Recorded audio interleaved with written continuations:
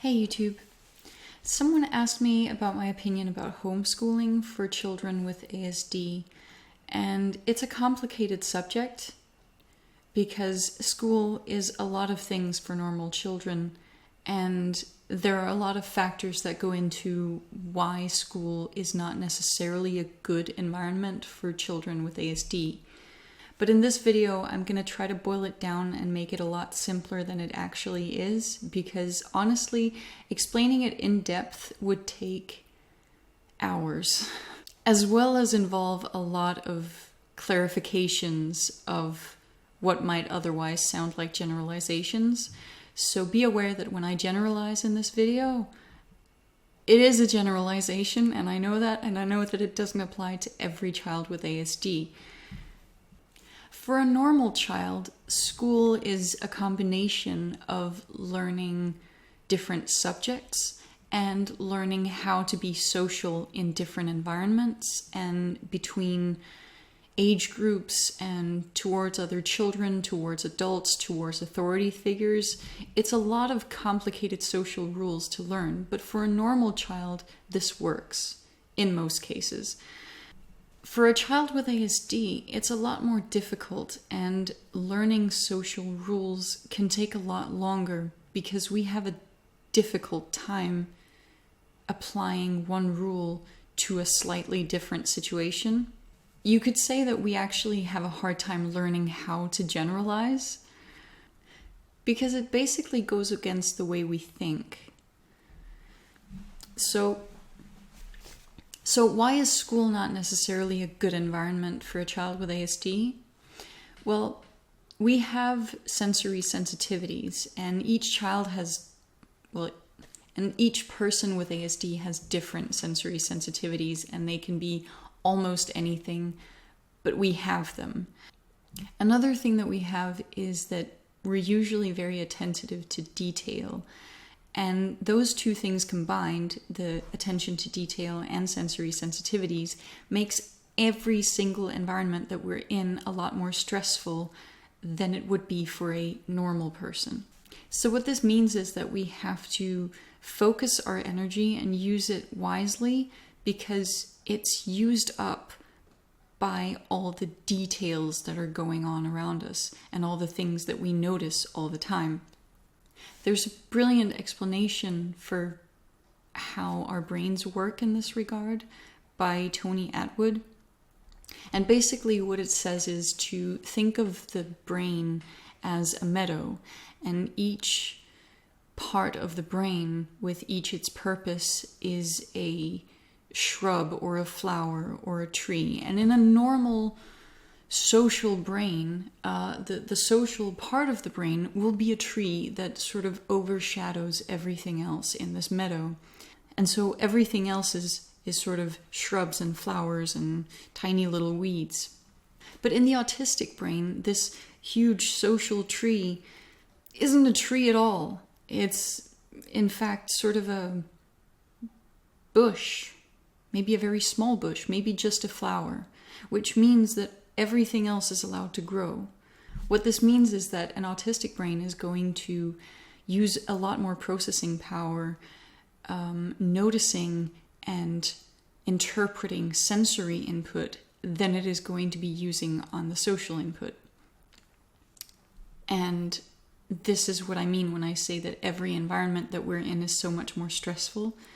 So in regards to school, you see that we're not just in a classroom, we are in a room with this specific amount of tables and chairs lined up in this specific way. And at this particular time of day, the light comes in through the window and hits this thing on the ceiling. And I'm not just talking about like what the room looks like, but also the influence of lighting. For example, at some particular time of day, sunlight might shine through the windows at a particular angle, which changes the color of something that's on the walls. And when you're a child and you haven't learned how to deal with this yet, it can be very, very, very, very stressful. And some of us do learn to cope during our teenage years or during our adulthood. And at some point, it will have gotten easier. But when you're a child, it really sucks. And so much energy is used up doing this. So like I said, energy needs to be focused and really spent wisely. Another thing about school is that recess is a thing for normal children. Normal children love recess. And I have so many memories from school whenever recess came around and all the other children would be running outside. I would want to stay where I was because I didn't want to go into the playground, because in the playground everything would be so much more confusing. There would be so many more things to deal with. The noise level would go through the roof. I couldn't handle it. I just wanted to stay and have some quiet time. And a lot of schools don't allow children to do that. So a lot of schools will actually force children with ASD to go out in the playground with the other children and deal with this. And this is such a stressful thing that it can actually ruin almost the entire school day. And what will happen is that we spend almost all of our energy just coping while we're in the playground, so that when we come back to class, we won't actually have the capability to learn anything because we're spent. So recess isn't fun for us, it's stressful. And so I personally think that that should be avoided. Not that breaks should be avoided, but that the form of recess that most schools have should be avoided. What is my opinion about homeschooling then? Well, I do know that there are plenty of pitfalls when it comes to homeschooling, and depending on who is doing the homeschooling, it can be disastrous. But I do also think that it can be done and can be done well. And especially when it comes to children with ASD, I think it might be a wise choice. Because what might actually happen then is that while we're being homeschooled, we can focus our energy on learning the subjects and becoming educated. And then social learning can take place in other environments where it's planned that this is what is supposed to be happening right now, and where we can then focus on that. So we can still learn both, but not at the same time. And I think that might actually be a very good solution for a lot of children with ASD if it is done right.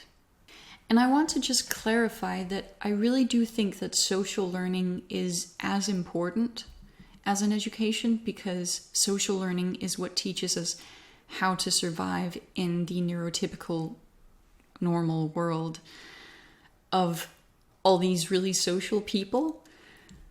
And so I do think it is a really, really important skill, but I don't necessarily think it's the healthiest option for us to be forced to learn both at the same time. So I do think they can be split apart into two different settings. And by doing that, we might actually learn more of both in the same amount of time. Just really by taking into account how much energy we have and what it's spent on at what time. So those are just my 2 cents on that subject. Obviously, I know that there's a lot of other opinions, and I know that I've simplified the topic greatly.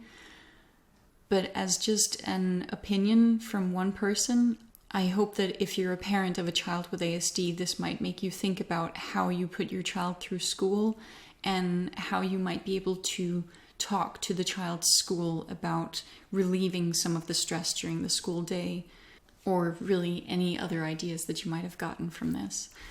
Be nice to each other out there. I will see you next time.